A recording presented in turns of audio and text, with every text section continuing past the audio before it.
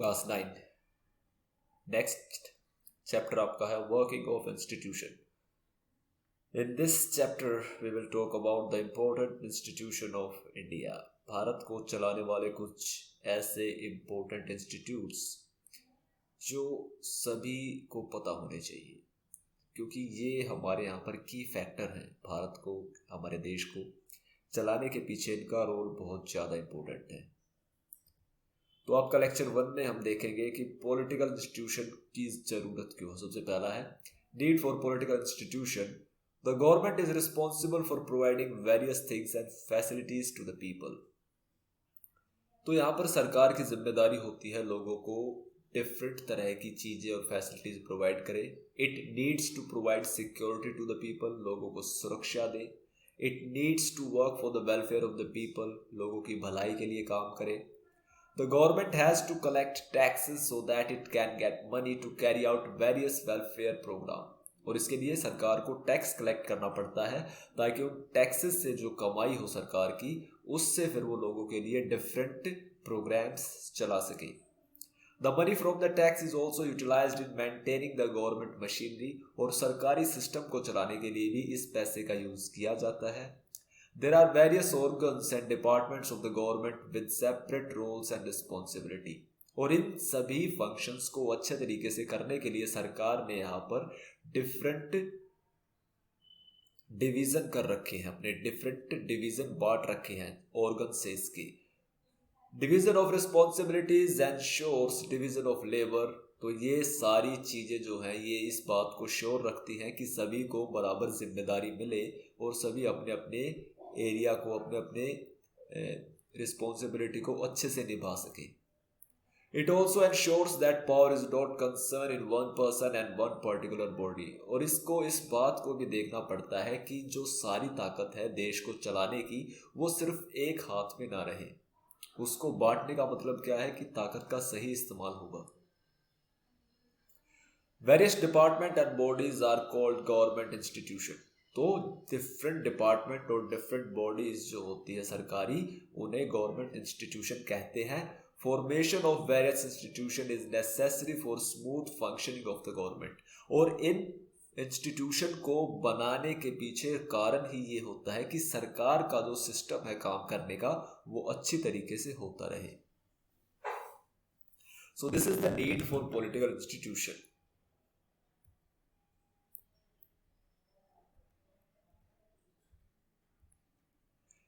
In most of the cases pertaining to civil matter, 3 main institutions are at work। तो इसको ध्यान में रखते हुए 3 जो मेन इंस्टीट्यूशन है, वो जो बिलोंग करते हैं पब्लिक वेलफेयर से, लोगों के कामकाज से, वो है पहला the prime minister and the cabinet. Prime minister और कैबिनेट मिनिस्टर्स की जो ग्रुप होता है वो इम्पोर्टेंट डिसीजंस लेता है भारत के। जितने भी पॉलिसीज होती है, जितने भी मैटर्स होते हैं important. The civil servant which comprise the bureaucracy implement the decision which are taken by the cabinet. इसके बाद होते हैं सिविल सर्वेंट जो मिनिस्टर्स को असिस्ट करते हैं। ये सेक्रेटरी पोस्ट पे होते हैं और ये ही नेताओं के या फिर इन सभी मंत्रियों के डिसीजन को आम जनता तक पहुंचाते हैं। The supreme court play a role whenever there is a dispute between the public interest and the government। और जब कभी सरकार में और आम जनता में टकराव पैदा होता है, तब वहां पर सुप्रीम कोर्ट का रोल आता है। सुप्रीम कोर्ट एक गाइडेंस या एक गाइड की भूमिका निभाता है यहाँ पर। तो आपने देखा कि 3 मेन फंक्शनिंग बॉडीज क्या क्या है, prime minister and the cabinet of minister, the civil servant यानी इंडियन ब्यूरोक्रेसी, और हमारा justice system, supreme court and different high courts.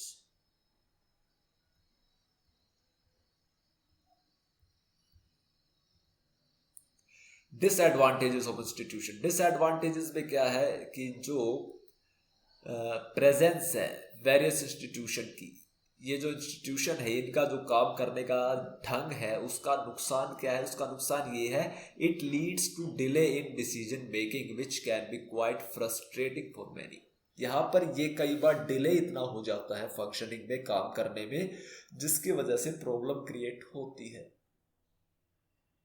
जो कई बार लोगों को फ्रस्ट्रेट कर देता है। एडवांटेज क्या है इसकी? इसकी एडवांटेज है यहाँ पर कि ये जो फंक्शनिंग होती है डिफरेंट ऑर्गन्स के बीच में, इसमें आम सहमति पे लोग काम करते हैं। मतलब सभी लोग जब सेटिस्फाई हो जाते हैं तभी कोई डिसीजन लिया जाता है, और ऐसा डिसीजन आप सोच सकते हो उसमें कमी नहीं होती, वो डिसीजन बेस्ट होता है, क्योंकि देश को चलाना कोई आम बात नहीं है। जैसे आपके घर में आपके कैरियर के लिए डिसीजन लिया जाता है या शादी के लिए डिसीजन लिया जाता है, तो वो आप देखते होंगे पूरा घर परिवार लंबे टाइम तक सोच विचार करके लेता है, एकदम से ये डिसीजन नहीं लिए जाते, क्योंकि पूरी जीवन, हमारा पूरी जिंदगी इसके ऊपर डिपेंड होती है। इसी तरह देश को चलाने के लिए भी एक proper time, proper discussion, debate का एनवायरनमेंट चाहिए, ताकि जो डिसीजन आए देश के लिए वो बेस्ट डिसीजन हो। इसी वजह से इसमें डिले होता है, तो ये डिले इसके लिए नेगेटिव ना हो करके पॉजिटिव होता है, जिससे हमारा जो डिसीजन होता है वो बेस्ट निकल कर आता है। So this is the lecture 1 and you have seen about the need for these different political institution or different non-political institution for our country. In next lecture we will look at them one by one. Okay.